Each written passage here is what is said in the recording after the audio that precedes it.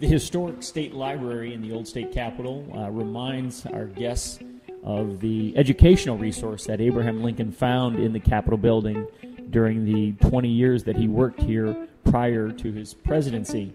Lincoln would have come in here to borrow books about the law, to borrow classics of literature like Frankenstein that he would have read in the parlor of the home with his son Robert.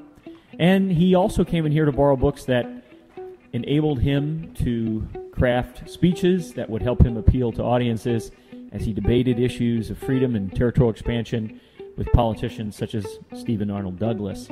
We know that Lincoln borrowed from the collection for his speech at Cooper Union, and he also gathered in here on June 15th, 1858, the evening before he gave his House Divided speech, to practice the speech for his friends.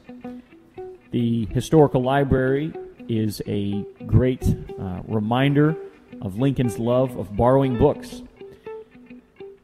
Stories about Lincoln borrowing books can be traced back to his days in Indiana when he borrowed a book from an old man named Josiah Crawford. The book, called The Life of Washington, was ruined when it was in Lincoln's possession by a rainstorm that soaked the family's cabin.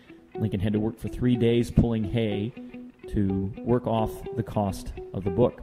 Later on, when he meets John Todd Stewart during the Black Hawk War, Stewart loans Lincoln books that help him prepare for his career in law.